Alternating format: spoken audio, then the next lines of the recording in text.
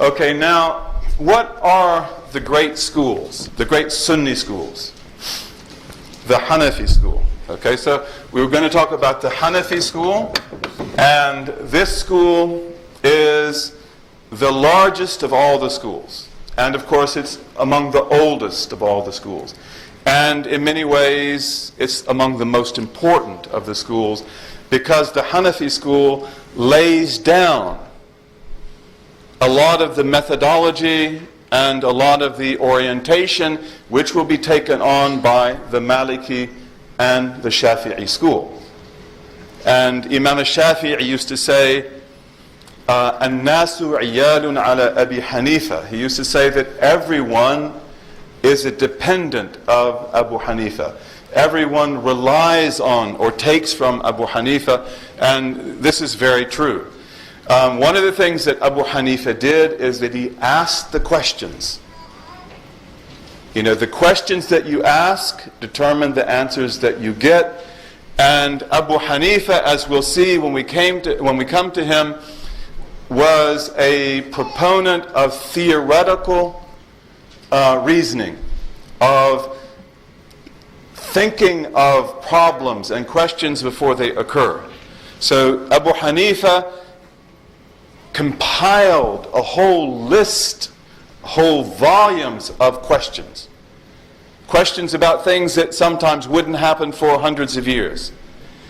Whereas the other schools didn't do that. The other schools would deal with legal problems as they occurred. And in fact, they disliked entertaining questions about things that were speculative and theoretical. So Abu Hanifa was very different in that regard. The principal Imam here is Abu Hanifa. And the school, of course, takes its name from him. And where was that school based? Later on it will become based in Baghdad, but of course Baghdad didn't exist in Abu Hanifa's early days. So where did the school grow up? Excuse me? No, in Kufa. So this is another really important aspect of the development of the schools of law. Kufa was a garrison city, meaning that in the Islamic conquests, this was a city that was created especially for the army. The army was garrisoned in the city, and the city was created around the different tribes that made up that eastern army. When the Muslims conquered the core region of the Islamic world, they created garrison cities, and they also, in some cases, settled open regions. Yeah, go ahead. I just want to answer them with his opinion, or just leave them open? The question is that if Abu Hanifa asked lots of questions, did he answer those questions? And Abu Hanifa always answers his questions. So he welcomes you to challenge him, and he welcomes you to have another answer. But Abu Hanifa was absolutely brilliant, no question about that. Very humorous, very cosmopolitan, and he was a person who really had insight, into the way things were and probably the way that things would become. See, the Maliki school, Imam Malik was different. Imam Malik, as you will see, was very intelligent, very gifted. But Imam Malik was a person who did not like speculation. And he didn't like a lot of open discourse. Abu Hanifa wanted people to talk. He wanted people to debate. And if you left his circle and went to set up your own circle, that would be all right. But he would probably send somebody with questions. And if you're unable to answer the questions, you'd probably come back to sit with Abu Hanifa again. But Imam Malik was different. Imam Malik, if you asked him a question, he would say, "Has this happened in fact?" And if it didn't, he would say, "Once it happens, ask me." And Imam Malik was very cautious He's almost like the opposite of Abu Hanifa. Abu Hanifa, I wouldn't say that Abu Hanifa wasn't cautious, but Abu Hanifa wants to get things boiling, get things going. Imam Malik is very careful, extremely careful. And he used to teach his students to say 2 words. He used to train them over and over again to say 2 words. What were those words? La adri, I don't know. And he used to say, La adri, I don't know, is half of knowledge. As soon as you learn to say, I don't know, which none of us say, right? Very hard to say those words. But as soon as we learn to say, I don't know, then 50% is done.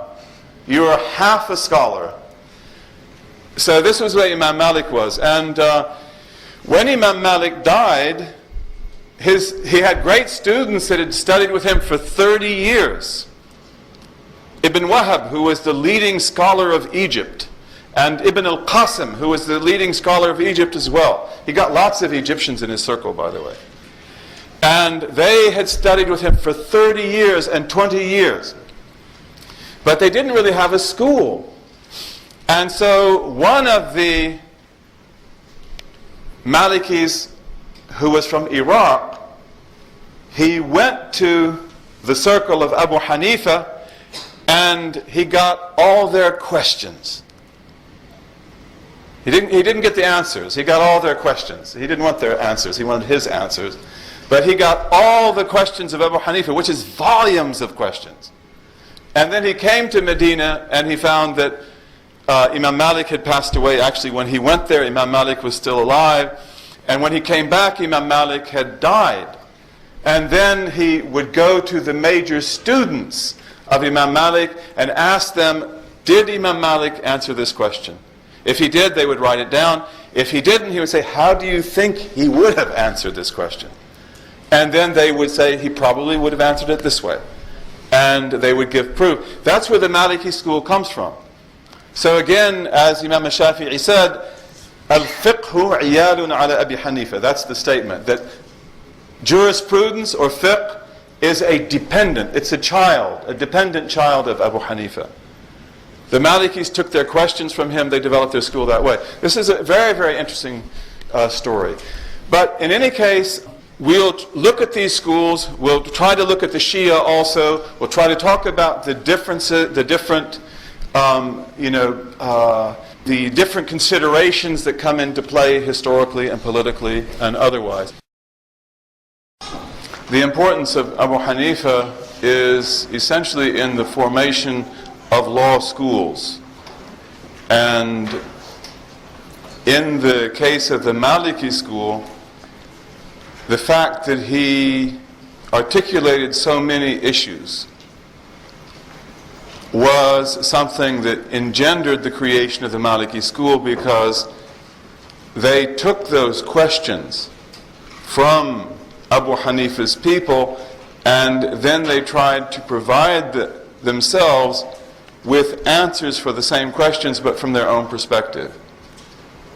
So Abu Hanifa was very theoretical. He was very speculative.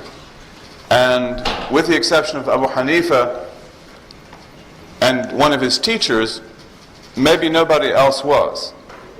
So in the great speculative work that Abu Hanifa did, he began to explore horizons that didn't even exist.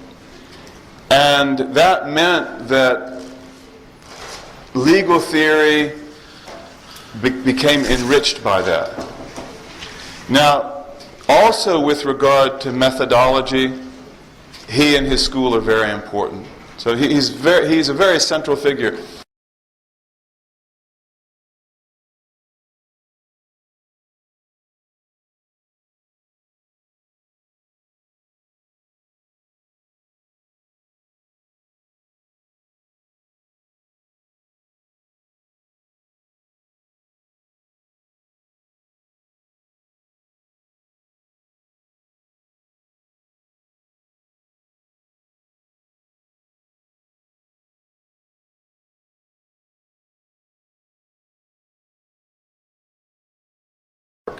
Then there was a scholar who came to Malik with those legal opinions of Abu Hanifa. You remember we talked about that just at the beginning of the class, and then we talked about it also last time. And he asked people, how would Malik answer these questions? This was after Imam Malik had died. But this man Sahnun, he brought all the questions from Kufa, and then he says, okay guys, what would Malik say about this? You know, we've got to get our act together. The Hanafis are answering all these questions like, you know, we've got to have an answer too. So he sat with the great students of Malik, and they said that we would answer the question this way or that way. And then he compiled that, and he called the book the Mudawwana, which means the ordered compilation. Okay?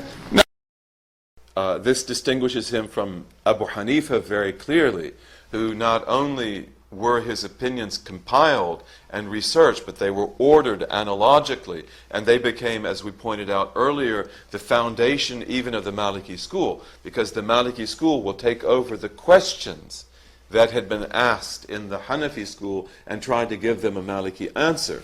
So Imam Abu Hanifa is a catalyst for the generation of a legal thought. And his books are compiled.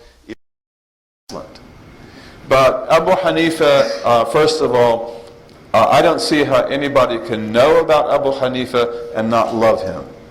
Abu Hanifa was a brilliant human being. Abu Hanifa was a blessing to this ummah. Abu Hanifa is an inspiration to humanity, not just to Muslims. And one of the greatnesses of Abu Hanifa is that he tries to make things easy. So many people do just exactly what you say. So Imam Abu Hanifa is of the same generation as Imam Malik. Imam Abu Hanifa is a little bit older, but they were of the same generation. They knew each other. They liked each other. Abu Hanifa visited Imam Malik when he came to Medina, and Imam Malik honored him. He thought very highly of him. Also, Abu Hanifa thought very highly of Imam Malik. Now, his city was Kufa. And Kufa, as you know, was a garrison city.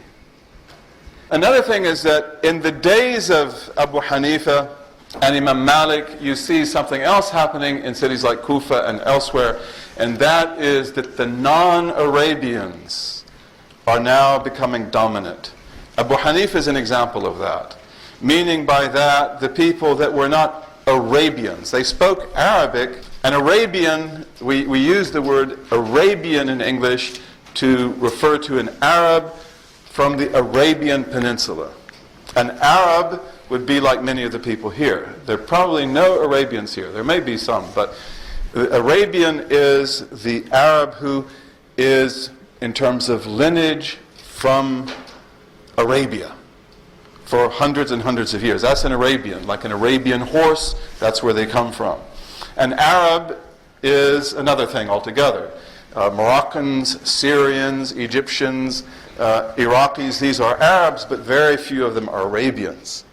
They are different people, and usually they are people who are made up of a mixture of Arabians and of other groups. Okay, so they're very mixed, and their Arabness is really their tongue, that they took on the Arab tongue, like Abu Hanifa, like so many others. But in the days of Abu Hanifa, the non-Arabians, the Mawali, the children of converts in many cases, very rarely are they converts, but they are the children of converts, they now come to the forefront. And again, everybody comes into their religion with expectations. You know, when an African American enters Islam, there are expectations. I expect this religion to give me something. When a Euro-American comes into Islam, there are expectations. Everybody has their expectations, and they will usually fulfill those expectations. Now, the Mawali, the non-Arabians, they had very different expectations than the Arabs. They basically wanted to create a civilization. They were people from a civilization. They are the ones who create the schools because they become disciples. The Arabians would hardly ever do that. They would be a disciple if they were maybe a boy like Anas ibn Malik. But as adults know, they have other things to do. They've got to learn to hunt, to fight, to do all sorts, make poetry. They've got lots of things to do. Whereas an Egyptian like Ibn Wahab, who speaks perfect Arabic, but he's an Egyptian, he's a Mawali, he will be Imam's disciple for 30 years. Ibn Qasim, another Mawla from Egypt, he will be Imam Malik's student for 20 years. Getting his opinions, checking the opinions, writing them down, making books, compiling, getting questions, getting answers. And this is where the schools come from. And it's very important because also you remember that in the beginning we talked about the issue of paradigms. That you've got to know what are the paradigms behind the schools. And of course the Mawali, they have paradigms. The Arabians have paradigms too. They're very different. But you've got to be attentive to that because they have certain, in their expectations, they also have certain conceptions which will tend to direct the law in a particular direction. Okay, they have certain intentions, certain expectations there too. Now, in Kufa, you also have a local tradition, like Medina. Of course, the people of Medina might say that this is not too much, but for the people of Kufa, this is great. This was the city of Abdullah ibn Mas'ud, the great companion of the Prophet. This was the city of Imam Ali. So here you have an amal, and Abu Hanifa follows the amal of Kufa, by the way. The amal of Kufa for him is important, like the amal of Medina is for Malik. And that goes back to Imam Ali, and it goes back to Abdullah ibn Mas'ud, and to others. Then you have Shuraih, the great judge, appointed by Imam Ali, who was probably the greatest judge of his time in Kufa. For 60 years he was a judge. So as a judge, he's creating local practice, right? And then you have Sha'bi, who was a great successor. And you have Ibrahim al-Nakhai, who is directly in the line of teaching Abu Hanifa. And you have Sa'id ibn Jubair, and you have others. So again, the point, these names may not mean a whole lot to you, but in Kufa, again, Abu Hanifa doesn't come out of the air. He is a person who inherits a deep tradition, and Abu Hanifa sees himself as imbibing that tradition and then passing it on. Now, Abu Hanifa is distinctive for many things, but one of the things that we see about him is that Abu Hanifa was very much concerned with theology. All of the Imams are. Malik also has theological statements, but Abu Hanifa is different because Abu Hanifa is directly involved in theological dispute. Abu Hanifa is concerned with everything, 100%. He's concerned with the political domain. Okay, he's fundamentally concerned with theology.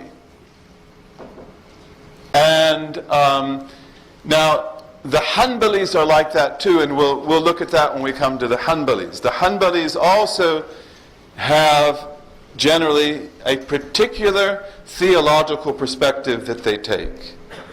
Abu Hanifa also has a theological perspective, and his theological perspective is really brilliant. I mean, I say that with complete conviction. Imam Abu Hanifa in the theological domain was really brilliant, and he laid the basis for a theological tradition which is closely associated with the Hanafi school that really answers a lot of questions that we today probably can't answer through any other tradition. So he's really brilliant. But Imam Abu Hanifa was very concerned with theology. And here we have another point, and that's the fact that when we study the schools of law in depth, and that's not what we're doing here. Here we're just sort of talking in general terms and, getting an overall view. But when you do an in-depth study of the schools, they really have to be linked with theology also. Even though Imam Malik was not extremely concerned with theology, and Imam al-Shafi'i was also not extremely concerned with theology. These two are not extremely concerned with that. They are to some extent. And their schools later on will be. But the Imams themselves were not too much, they didn't talk about that very much. But nevertheless, the theological background is really important. And the idea that kalam, which is Islamic theology, is somehow opposed to fiqh, which is law. This is another false paradigm. So it's probably must be about number 13 or so that we've had so far. And Abu Hanifa has probably 3 works at least. He has actually more than that are on the theological debates of the time. And we won't go into that in great detail, but it's very important because Abu Hanifa, in this regard, is an imam not only of law, but he is an imam of theology. And there are theological schools that will come directly out of Abu Hanifa that that believe themselves to be following exactly what he did. Here you have, for example, the Maturidi school. The Maturidi school, which will develop in Samarkand, and which it never regarded itself as a Maturidi school, by the way. It regarded itself as the school of the Hanafis of Samarkand. It was regarded as a Hanafi tradition, and that's why it doesn't become called Maturidi until much later. It's one of the most brilliant schools of theology that Muslims ever produced. And that brilliance is not just because of this great man, Maturidi, but also because of the brilliance of Abu Hanifa. Abu Hanifa dealt with the critical theological issues in a brilliant way, and in a very balanced way. Maturidi, who is the head of the Maturidi school, he was more than anything else one of the greatest Hanafis. And therefore he laid down the jurisprudence of the Hanafi school, and he laid down the oldest legal theory of the Hanafi school. He has a book called Ma'akhidh al-Shara'i'. Ma'akhidh al-Shara'i', which means the places from which we take the law.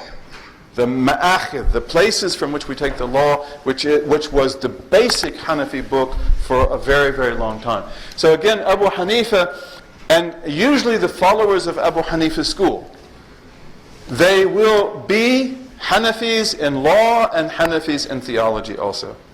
Not always, but often it's the case that when you find a traditional Hanafi, that Hanafi will be a Hanafi in law, and they will also be it in their theological school. Abu Hanifa was a great traveler. He was a man of business. He was a wealthy man. He was a very humorous man. He was a person that people loved to be around. Very hard to hate Abu Hanifa. Abu Hanifa was extremely affable. He knew how to approach people. And, for example, he heard of a Shi'i in Kufa who was saying bad things about Uthman. So what did he do? Abu Hanifa, what would you do? Go beat him up, right? Let's go get him. Abu Hanifa went to the man's house and he said, there's somebody here that'd like to marry your daughter. And the man said, oh, really? He said, yeah. He said, well, he's very wealthy. He said, that's okay, I don't mind. And then he says, yeah, but also he's got this quality and that quality. And so he describes all the qualities of Uthman. And the man says, well goodness, bring this man. I mean, this would be such an honor. And he says, this is Uthman ibn Affan. And the man's just like, oh. It's like, okay, I got my lesson. He's like that. He had a neighbor that, get drunk every night, and he'd start singing, and he got his oud out, and he'd always sing that nobody loves me, everybody hates me, that kind of thing. And then one night, Abu Hanifa doesn't hear him singing. And so they said, he says, where is he? He said, he's in jail. They picked him up. He was drunk. He was singing. So Abu Hanifa gets on his mule. They usually rode mules. Mules are very nice, by the way. Anybody know what a mule is? Anybody know? Because I'm a farm boy, see. I know horses, donkeys, mules, all that. But mules are really good. They're really tough. They're big. They're dependable. They're just great. Anyway, he gets on his mule and he rides to the jail. And he tells the jailer, he says, you know that young man in there? He said, that's my neighbor. I'm Abu Hanifa. Oh, you're Abu Hanifa? He says, yeah. He said, don't you think you could let him out? He says, yeah. So he got the young man out of the prison. He sat him on the back of his mule and he starts riding him. He says, how come you're not singing?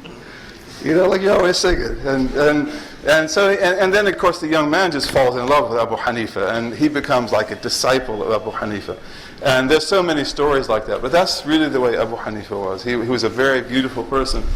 But he traveled a lot. He made 55 pilgrimages.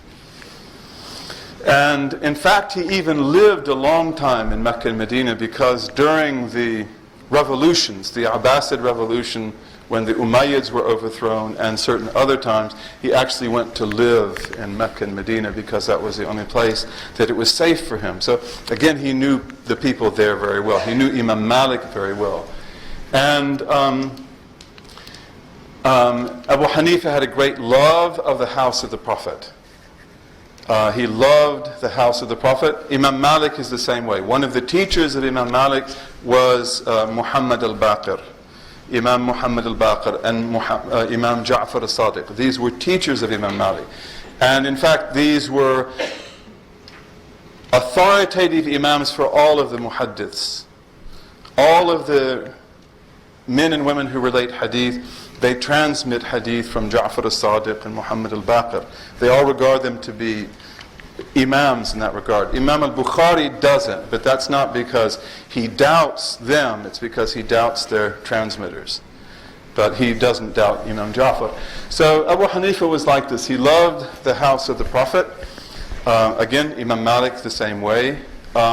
This is often called political Shi'ism as opposed to doctrinal Shi'ism. And so and also Imam Abu Hanifa supported the house of the Prophet. He supported Imam Zayd ibn Ali, who is, of course, the eponym of the Zaydi school when he rebelled against the Umayyads, and then later Muhammad al-Nafs al-Zakiyya, when he rebelled against the Abbasids. Abu Hanifa also stood on his side. Imam Malik also stood on his side. Okay, now we'll try to finish up here.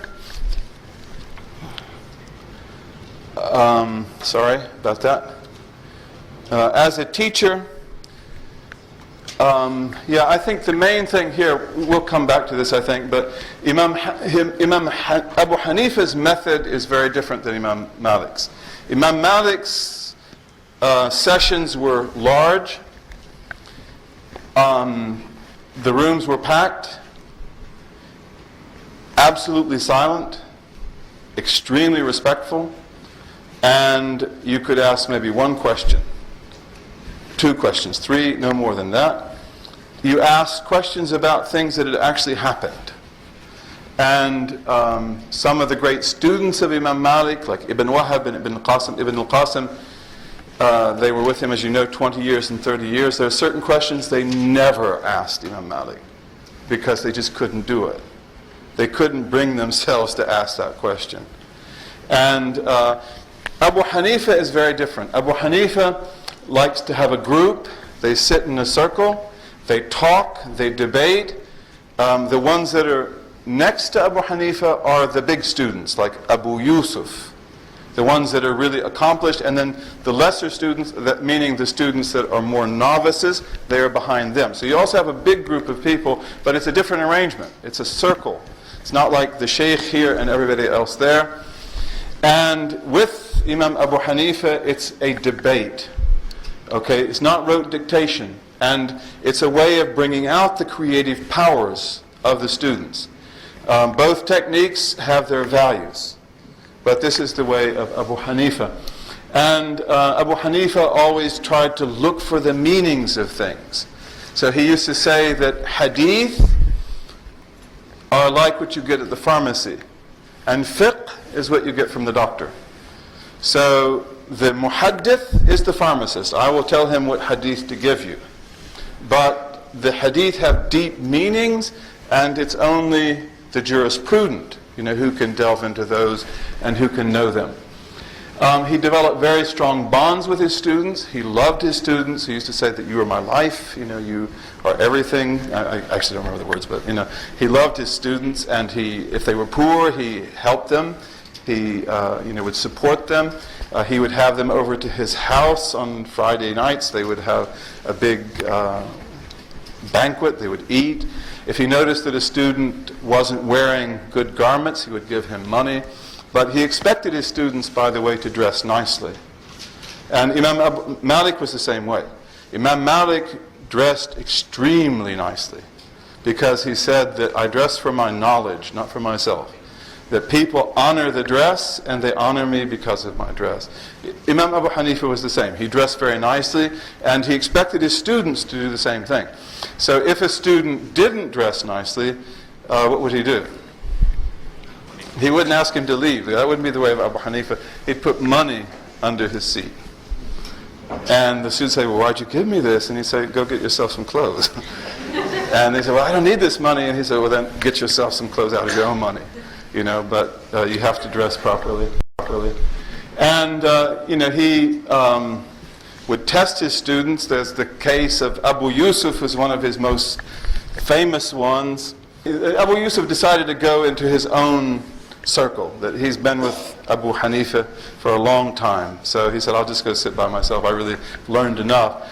So Abu Hanifa doesn't say, no, you can't go, this is not right, I didn't give you idhn. But he sent another person to the circle to ask him a question. And this is a question that no matter how you answer it, you get it wrong. If you say yes, it's wrong. If you say no, it's wrong. And so when he got it wrong, he said yes. He said no. He said no. He said yes. He said, okay, I'll go back to Abu Hanifa. And then he went back and he stayed with him for a number of years. Also, he would give parting counsel to his students. Before they would leave, he would always give them a wasiyah. Usually he'd write it. That is, their particular advice for them through their lives. And he kept a contact after that.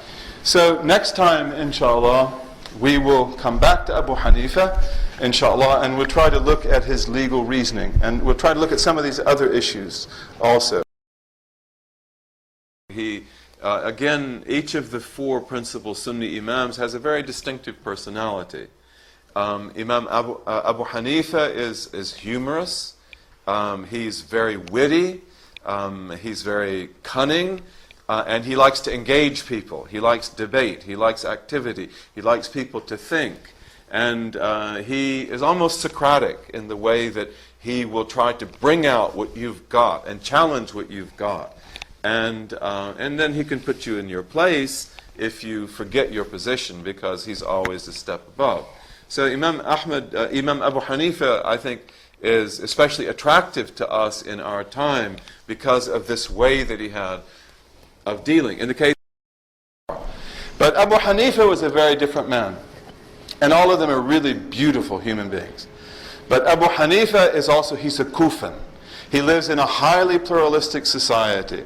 He lives in a society where there are Jews and Christians and Zoroastrians, where there are materialists, where there's everything. And he lives in Iraqi society, and the Iraqis have an ancient culture, and they have a deep culture, and they like to debate, they like to talk, they want to understand things. And Abu Hanifa felt this is good. And so then he used the hypothetical method. What if this happens? What if, for example, you give a garment to be dyed, and you go to the man who you gave it to, and he said, you didn't give me the garment in the first place. And then you go back the next day, and he says, here it is. Does he get 2 dirhams or not? That's the question that stumped Abu Yusuf, by the way, because you can't get it right. If you say yes, you're wrong. If you say no, you're wrong. You have to work it out. So Abu Hanifa loved that kind of thing, and his circle was alive. And again, it's a circle. Imam Malik is like sitting in the front. He's got all the people out there, and there's very little talking going on. Imam Abu Hanifa, it's like they're almost fighting. Except that again, he's got a circle, and it's the big guys around the circle. You've got to prove, you can't just come in and sit in the front of the circle. You've got to work your way up. But this is what Abu Hanifa loved, and he was the first to do that. He and his teacher, Ibrahim al-Nakhai, Ibrahim al-Nakha'i did the same thing before him. But they would come to Abu Hanifa and they would say that this is not the way that we do things. Well, how do you do this? Look at Imam Malik, look at the others, they don't do this.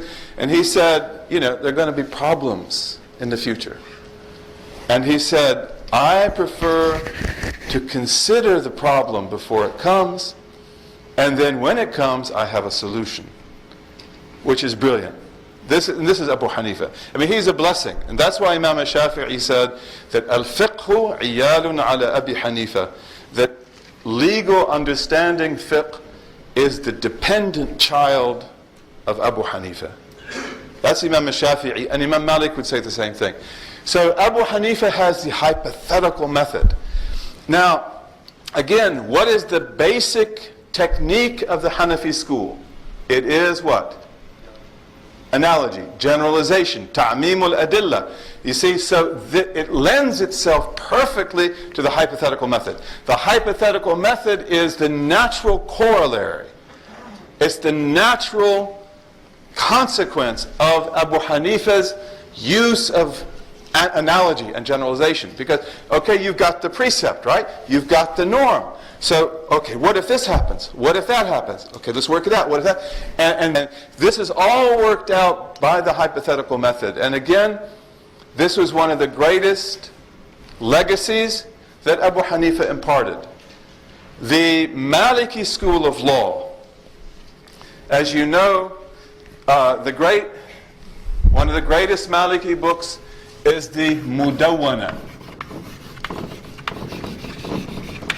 A Mudawwana, which is the great codification of the opinions of Imam Malik. And Ibn Furat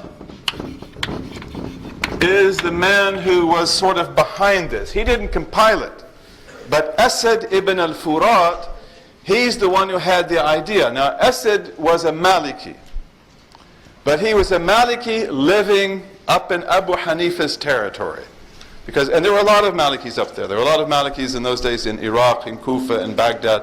And they were, in fact, the most important Malikis because they had that Iraqi intelligence. They were doing all sorts of interesting things that benefited tremendously the Maliki school later on. They laid down Maliki legal theory and so forth. But Asad ibn al-Furat, he's right up there in Kufa. And he listens to the circles of Abu Hanifa. And he says, these guys are asking really important questions. You go to Medina, Imam Malik answers lots of questions, but that's because the whole world's coming to Medina. And they have lots of problems. They may not be able to ask the question, like the one that we talked about. But they ask about a lot of other stuff. So Imam Malik answers a lot of questions. And a lot of unusual things occur. They'll ask him about Spain. They ask him about Portugal. They ask him about Black Africa, Saharan Africa. They will ask him about Sicily, Central Asia, and so forth. But again, Imam Malik will say, if it's an unusual question, he say, did that happen? And they say, no. He say, when it happens, ask me. That was the way he was. He said, once it's happened, you ask me. Don't ask me now. Abu Hanifa is not that way at all. It's like, what if this would happen? What if this situation would develop? What if it developed this way? So what Ibn al-Furat did is that he took from Imam Abu Hanifa's students all the questions they had. And then he went with them to Medina, and he got there around the time that Imam Malik died, and then he said, what would Imam Malik say now? Like, we've got all these questions of Abu Hanifa, let's see if we can't give them Maliki answers. That's exactly what the Mudawwana is. The Mudawwana is an attempt to put down the Maliki answer for the Hanafi question. And without this book and the other books like it, there would have never been a Maliki school. I mean, this is really what makes the Maliki school.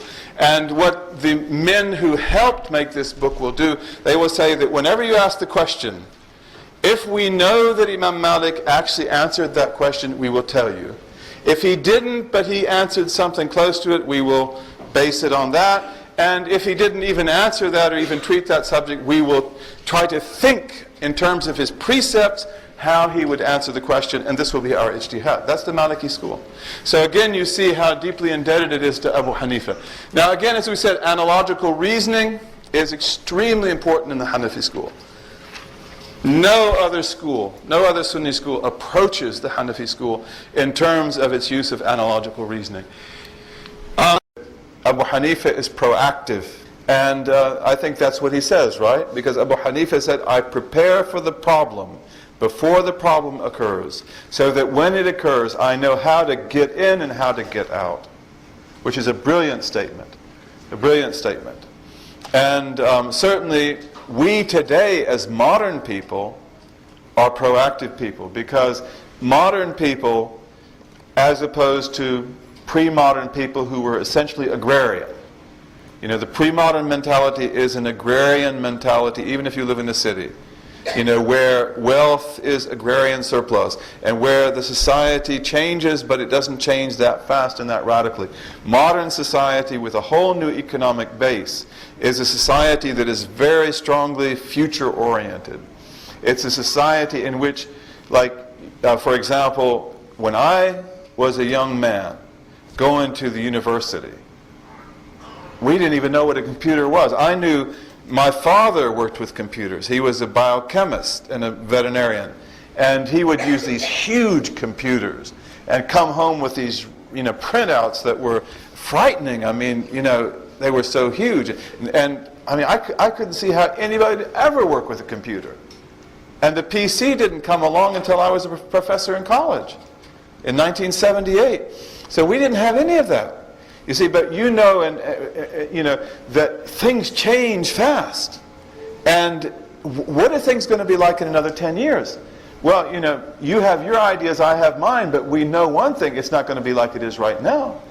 And if you're investing money, you certainly wouldn't want to have invested in typewriters back in like 1980, right? I mean, I love my typewriter, and you can't even buy one now. They're gone. See, so we modern people are fundamentally preoccupied with the future because we've got to look to the future, we've got to accommodate the future, we have got to have ideas about where it's going, and we have to be proactive. And that means we like to be transparent because that helps us do that. And it means we like to work in groups. Of course, there are different social psychologies, but this is a basic social psychology that probably everybody here has. That we like to talk together, to work things out. We want to be transparent. We want to know what's happening. It's like if there's a problem in the Muslim world, for example, let's talk about it, okay? Let's not avoid it. If there's a problem here, let's talk about it so that we can find solutions, so that we can look at the future. That's a proactive mentality. And in the modern age, you've got to be proactive.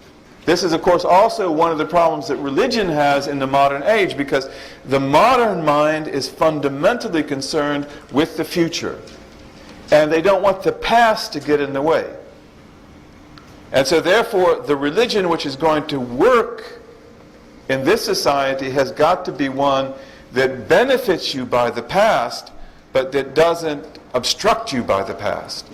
That's able to take the past and to go into the future. And because of the fact that Christians and Jews, by and large, have not succeeded very well at that, their religions have been fundamentally altered in the modern age.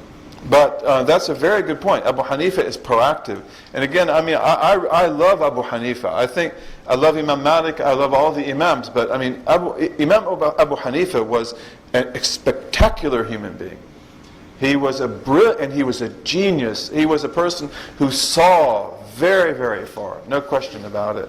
And that's why, a lot of people don't like Abu Hanifa. A lot of the muhaddiths used to talk about Abu Hanifa. And he used to say that, he said, first of all, before you attack me, understand what I'm saying. And, so he has a deep vision of things.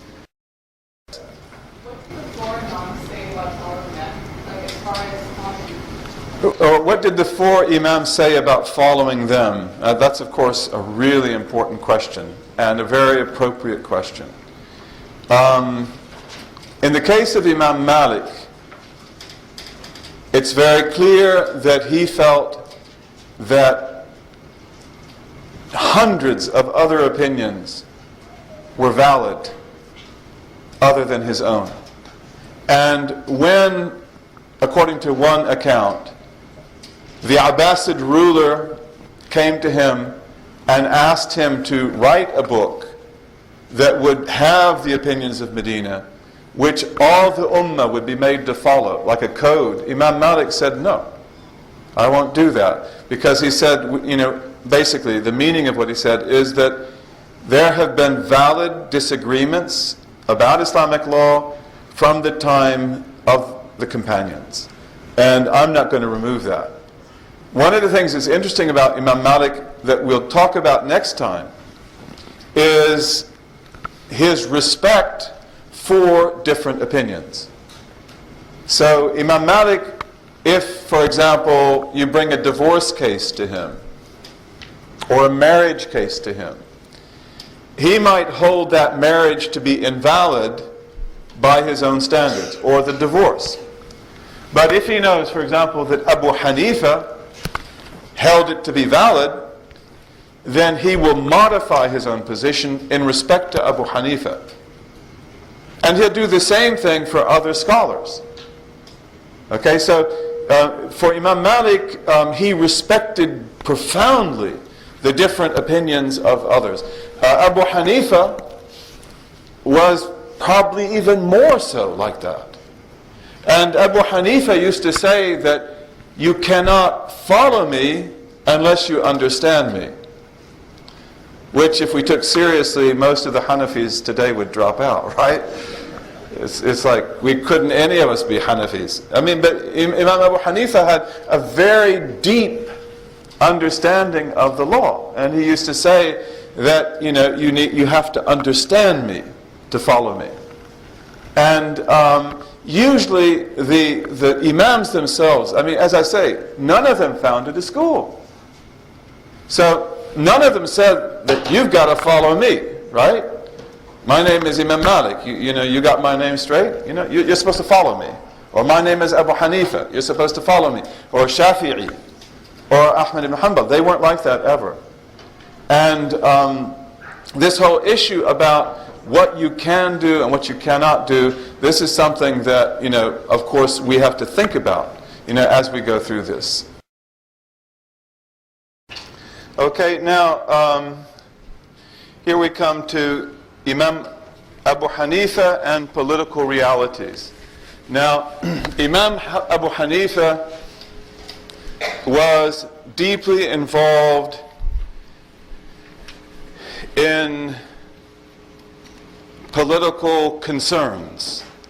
To say that he was involved in politics would be misleading, because he didn't attempt to be a ruler. He never took a governmental position. But Imam Abu Hanifa was very concerned about the political realities of his time. Like Imam Malik, he also had very strong sympathies with Ahlul Bayt. And this is what we've called here the Alid sympathies. He had very strong sympathies with the house of the Prophet. And that was throughout his life. He lived, like Imam Malik, in two different empires. He was born in the Umayyad Empire. Okay, the Umayyads. So as most of you know, if not all, after the caliphate of the Prophet, peace be upon him, the four great caliphs, then you have the Umayyads take power. Okay, so the Umayyads ruled for almost 100 years. And Abu Hanifa was born in the Umayyad period, as was Imam Malik, and he didn't like them. He felt that they were oppressive. Imam Malik felt the same way. In fact, almost everybody felt that way. During the Umayyad period, he supported the rebellion of Zayd ibn Ali. And in the next class, we'll talk about Zayd ibn Ali, because Abu Hanifa and he studied together as well. They probably learned from each other. Imam Zayd learned from Imam Abu Hanifa. Imam Abu Hanifa learned from him. But when Zayd ibn Ali carried out a rebellion to overthrow the Umayyad dynasty, Abu Hanifa was on his side. He supported him. He gave him lots of money. And he also spoke to the Umayyad army and convinced many soldiers not to fight against him. Exactly what the nature of that political position was, we don't know. But we do know that Imam Abu Hanifa loved Imam Zayd and that he supported him with his money, he supported him with fatwas, and that's what you know on the outside. Of course, in things like this, there can also be other types of support which nobody knows about. So that's very important. And after Imam Zayd ibn Ali was defeated and killed, then the Umayyads retaliated.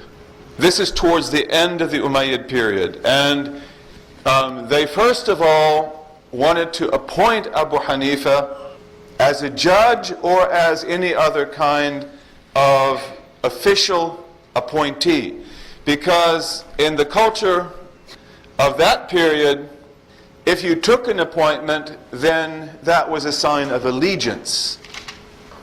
So if Imam Abu Hanifa would become a judge for the Umayyads, then that would mean that he supported the Umayyads. That would be like an oath of allegiance to the Umayyad ruler. And he wouldn't do that. He said, even if you appoint me to count the doors of the city, I won't do it. He said, even if you appoint me to count the number of gates on the city of Wasit, that was one of their main cities, in Iraq, he said, I wouldn't do that. I won't even count the doors for you. That's a very revolutionary statement. It's an extremely strong statement. I won't even count the windows in your buildings. I won't do anything for you. And he was beaten, he was tortured, he was put in prison, he was almost killed. Then things go from worse to worse for the Umayyads, and Abu Hanifa is allowed to escape. And he does escape. He goes to Mecca and Medina, and he lives there for a number of years during the period that we call the Abbasid Revolution. And he supported the Abbasids in the beginning. He supported the Abbasids. Again, the Abbasids are from the house of the Prophet. And when the Abbasids take power, Abu Hanifa, again, he won't take an appointment from them. So he sort of backs off. But still he likes the Abbasids in the beginning. But the Abbasids, although they are from Ahlul Bayt, they belong to the family of the Prophet, they began to retaliate, or they began to take measures against members of the Prophet's family that were more highly regarded than they. And those in particular are the sons and daughters of Hassan and Hussein, who were the primary representatives of the family of the Prophet. And when they did that, and they did it cruelly, then Abu Hanifa withdrew his support from the Abbasids, and he began to take a position against the Abbasids that was very similar to his position with the Umayyads. And this is essentially because of the fact that they were oppressing the house of the Prophet. And again, there is a rebellion. This time the rebellion is the rebellion of Muhammad an-Nafs az-Zakiyya. Muhammad an-Nafs az-Zakiyya. He was a Hassani. As you know, you have the Hassani line and you have the Husseini line of the children of Fatima. So he is of the Hassani line. And any of you know his brother? Are you from Morocco? Who's his brother? Mawlaya في مدينة فاس مولاي إدريس الأزهر. Yeah, so Maulana Idris who is the forefather of the Adarisa. He is the brother of Muhammad al-Nafs al-Zakiyya. Most of the brothers are killed, but Idris is able to escape to Morocco, and he establishes the Idrisi dynasty of Morocco. He's actually killed by the Abbasids. He's poisoned by the Abbasids, but then his son grows to be the next ruler, and that's where the Adarisa come from. But Muhammad al-Nafs al-Zakiyya, Imam Malik also supported, by the way.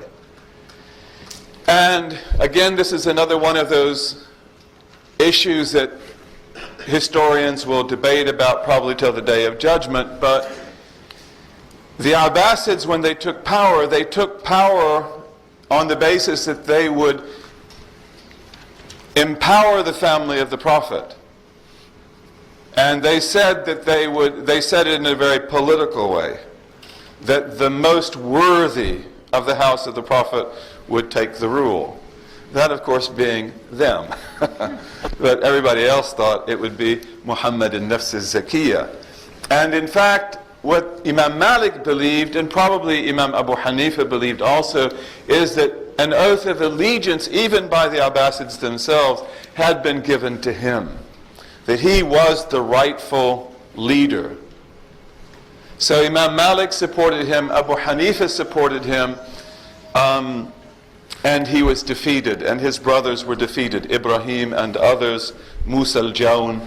And then Abu Ja'far, who is the head of the Abbasids, who is the second Abbasid ruler, the very powerful one, Al-Mansur, as he was called. Abu Ja'far al-Mansur, when he has defeated Muhammad al-Nafs al-Zakiyya, and he is now sure of the rule, then he puts Abu Hanifa to the test. Allegiance, and that will be shown by what? Be my Supreme Court. Be my judge. I'll put you on the Supreme Court. So again, Abu Hanifa said no. And again, as before, this time he said that he would, he counted the bricks. That's right. This time he said, I will count the bricks, that go into the building of the wall, I think of Baghdad or something like that. He said, that's all I'll do. I'll count the bricks for you. So this is a little bit better than Umayyads. He said, I won't even count your doors. He told them, I will count your bricks. And then when he was finished, they said, but we want you to be the judge. And again, because of the fact that the Abbasids had taken a very unfortunate, and again, this is what's really important, and this is what we'll talk about next week when we talk about the Shia, because this is very important, that Shiism and Islam didn't develop in a vacuum. It developed out of really unforgivable political oppression. And political oppression of men and women that we, as Muslims, are enjoined by God to love. Because the Quran says for the Prophet to tell us that I don't ask you for anything, إِلَّا الْمَوَدَّةَ فِي الْقُرْبَةِ. I only ask you that you love my family. Doesn't mean that you have to make them this and that and give them everything, but you have to love the family of the Prophet. And the problem was that Muslims did love the family of the Prophet. And because they loved the family of the Prophet, wherever they were inclined to put them in power. So, for example, when we talk about Chinese Islam, that we've talked about a lot, and the brilliant synthesis of the Chinese Muslims when they made Qingzhen Jiao, the religion of the real and the pure. Many of you have heard about that, or you've read about it. Those were Sayyids who did that. The Chinese Muslims who did that were from Ahlul Bayt. They were Sayyids. Of course, they're Chinese. They look as Chinese as any other Chinese person did, but they're descendants of the house of the Prophet, who were very highly esteemed by the Chinese. That's always the way it was with Ahlul Bayt. Wherever they went, they were highly esteemed.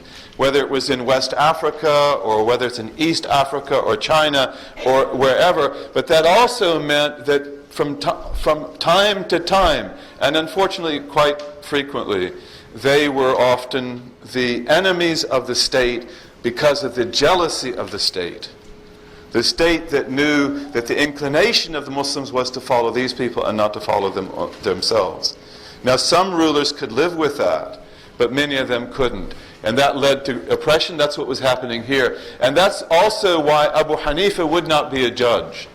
Because the lands of the homes, the lands, the properties, the wealth, of Ahlul Bayt had been taken by the Abbasids. And if he becomes a judge, then he will be endorsing that, and he wouldn't do that. And so he took a position like the position he'd taken before, and he was beaten, he was put in prison. Now he's an older man, by the way. This is towards the end of his life. And he's put under house arrest. Then he's released from prison, he's put under house arrest, and then he never teaches again, he never gives fatwa again. Mostly because of the fact that he's probably too weak. Also, he's not allowed to do that. But, and then he dies. So Imam Abu Hanifa, and here we've just given you basically two stories. But this is really important, that Imam Abu Hanifa was in no way a person who was unconcerned with the political realm. This is very clear. Okay, now